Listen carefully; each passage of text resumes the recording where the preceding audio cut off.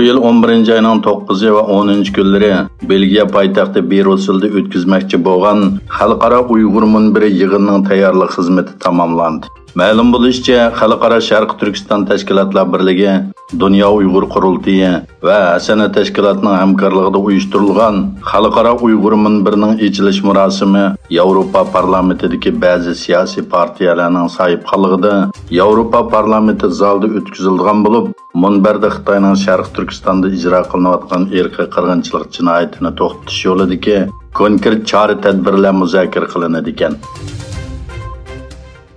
Xitoy Tashqi ishlar ministrligi Amerikaning Beijingda turishlik bosh elchisi Nikolas Borisning Avam palatasining boshlig'i Nancy Pelosining oy 5-da Tayvanga qilgan ziyorati to'g'risidagi bayonlarga inkas qaytardi.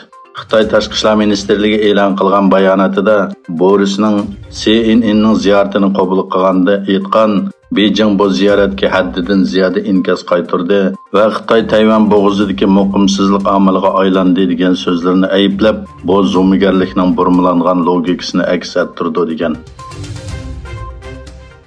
2020 yilning 5-dan boshlab Xitoydan ayrilib boqmagan Xi Jinpingning O'zbekistonga boradiganligi o'tirg'i qo'yildi. Xabar qilinishicha, Xi Jinping Shanxay hamkorlik tashkiloti yig'iniga qatnashish uchun Samarqandga boradigan bo'lib, Xining Rossiya prezidenti Putin va Turkiya prezidenti Erdo'g'an bilan ko'rishadiganligi mo'ljallanmoqda. Xitoy Davlatlik Sahiya komiteti Xitoy virusi yuqumining bu davlatda nikoh va tug'ilish nisbatining tuvanlashini keltirib chiqarganligini e'lon qildi. Tadqiqotchilar Xitoy hukumatining yuqumini kontrol qilish nomida yo'lga qo'ygan qattiq tadbirlarmi kishilarning bolalik bo'lish orzusini tuvaltiyotgan bo'lishi mumkin deb baho berdi. Germaniyaning sobiq bosh ministri Angela Merkelning musofirlar krizisi yillarida ko'p sondagi musofirlarni qabul qilganligi uchun Birlashgan Davlatlar Ma'rif, Ilm-fan va madaniyat tashkilotining tinchlik mukofotiga erishadiganligi e'lon qilindi. Amerika Davlatlik arxivxonasi 1-oyda Amerikaning sobiq prezidenti Donald Trumpning Floridadagi uyidan ularga yetkazgan hujjatlarning ichida kam deganda 700 betlik maxfiy hujjatning borligi e'lon qilindi.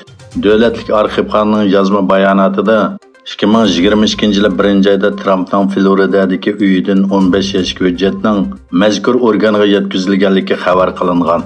Trumpning Floridadagi Mar-a-Lago saroyi 8 avgust atiganda FBI xodimlari tomonidan aqtirilgan edi.